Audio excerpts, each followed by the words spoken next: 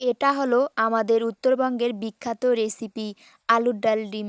তো অনেকে জানেই না যে কিভাবে আলুর ডাল ডিম রান্না করতে হয়। তো তাদের জন্য আজকে এই ভিডিও। আসসালামু আলাইকুম সবাইকে। আমরা উত্তরবঙ্গের মানুষ। আমরা আলুর ডাল ডিম খেতে অনেক বেশি পছন্দ করি। তো অনেকে জানেই না যে কিভাবে রান্না করতে হয়। তো তাদের জন্য খুব সহজভাবে এই রেসিপিটা শেয়ার করলাম। ভিডিওটার সাথেই থাকবেন। আর দেখবেন কিভাবে রান্না করি। তো প্রথমেই আলুগুলোকে আর ডিমগুলোকে সিদ্ধ করে নিছি। আর আলুগুলোকে সিদ্ধ করে খুব ভালো মতো করে মিক্সড করে নিচ্ছি।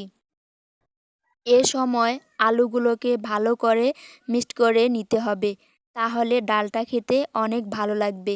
তো মিক্সড করে নিয়ে এখানে পরিমাণ মতো পানি দিয়ে মিক্সড করে রেখে দিব পানির সাথে। এরপর ডিমগুলোকে ভেজে নেওয়ার পালা। এবার কড়াইয়ের মধ্যে তেল দিয়ে তেলটাকে গরম করে ডিমগুলো দিয়ে দিলাম। একটা জিনিস খেয়াল রাখবেন, তেলটা গরম হলে ডিমটা কড়াইয়ের মধ্যে লেগে যাবে না। তো সেটাই করছিলাম, তেলটা গরম করে ডিমটা দিয়ে লাল লাল করে ভেজে নিলাম। তারপর কড়াইয়ের মধ্যে মরিচ কুচি, পেঁয়াজ কুচি, জিরার গুঁড়া, পাঁচফোড়ন দিয়ে দিছি। এটাকে খুব ভালো মতো করে ভেজে নিতে হবে। যেমন যখন লাল লাল ভাজা হবে তখন মিক্সড করে রাখা ডালটা দিয়ে দিতে হবে। তারপর ভাজা মশলার সাথে মিশিয়ে নিতে হবে। তো পেঁয়াজ মরিচের সাথে ভালো মতো নেড়ে আলুর ডালটাকে মেখে নিচ্ছিলাম। তারপর হলুদ গুঁড়ো ব্যবহার করছি। তারপর হলুদ গুঁড়া ভালো করে মিশিয়ে নিয়ে লবণটাকে অ্যাড করছি। এক্ষেত্রে একটা বিষয় আছে, অনেকেই কিন্তু মরিচটাকে ভেজে বেটে দেয়। কিন্তু আমি সেটা করিনি। আমি আলাদা করে রান্না করি। তো আপনাদের ব্যাপার, মরিচটাকে আপনারা বেটেও ব্যবহার করতে পারেন।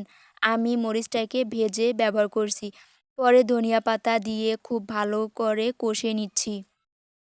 আলুর ডালটাকে কিন্তু অনেক সময় ধরে কষে নিতে হবে, তাহলে স্বাদটাই কিন্তু অনেক ভালো আসবে। আপনারা চাইলে ধনেপাতা নাও অ্যাড করতে পারেন, তবে শীতকাল যেহেতু তাই আমি ধনেপাতা অ্যাড করছি। এখন আলুর ডাল আর ডিমটাকে কষে নিয়ে পরিমাণ মতো পানি দিয়ে ঢেকে দিব। এখন ফুটে উঠলে আমার আলুর ডাল ডিম রান্না রেডি। তো এখন পরিবেশনের পালা। গরম গরম ভাত নিয়েছি, আলুর ডাল ডিমের তরকারি নিয়েছি। আর এই রান্নাটা একবারেই অসাধারণ। আপনারা একবার হইলেও এই রান্না ট্রাই করে দেখবেন। আর এতক্ষণ ভিডিওর সাথে থাকার জন্য অনেক ধন্যবাদ। আর মাশাআল্লাহ, খাবারটা অনেক সুন্দর ছিল। আর আলুর ডাল ডিমের স্বাদটা অসাধারণ ছিল। তো আল্লাহ হাফেজ, সবাই ভালো থাকবেন।